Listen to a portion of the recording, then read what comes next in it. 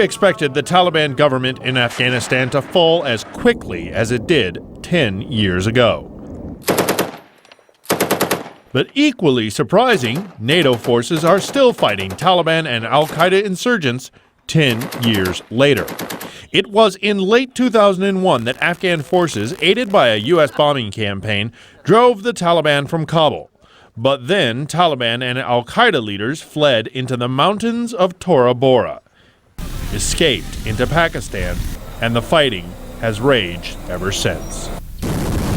Critics blame the escape on the lack of sufficient Allied troops in the country, a criticism NATO itself recognizes. There were a number of mistakes that were made over the years, and definitely in the years before 2009.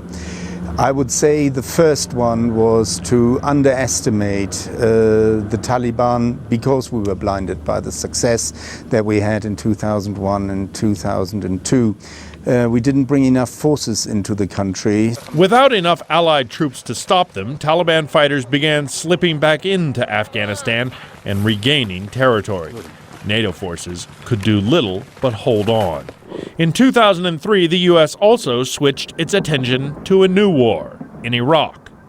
That, too, ran into problems after initial success until U.S. forces adapted counterinsurgency tactics, sent more troops, and began training local security forces, including former insurgents. That seemed to work. NATO's International Security Assistance Force in Afghanistan took notice. Again, ISAF spokesman General Karsten Jacobsen.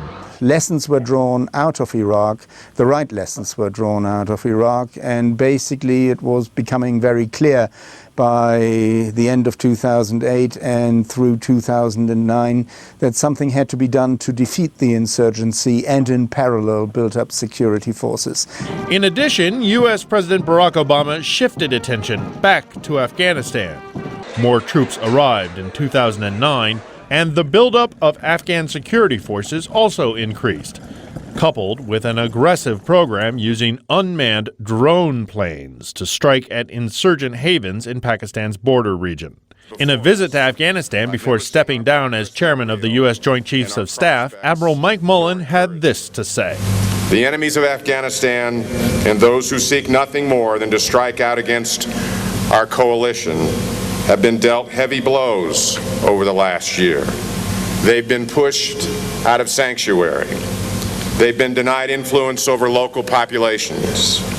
They've been hounded and they've been hunted. Their leaders killed or captured by the score. But in the same speech, Mullen said those successes are fragile and could be reversed.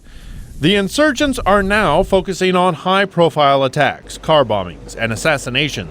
But there are also some efforts towards reaching a negotiated settlement. General Jacobsen explains. You don't make peace with your friends, you make peace with your enemies. At the end of the day, peace has to be found with those who had a reason to take up the insurgency, to take up weapons, and to fight the development of Afghanistan. Right at 20! Several NATO nations with troops in Afghanistan plan to end their combat role there by 2014. Until then, the fighting continues. Afghanistan remains a nation at war.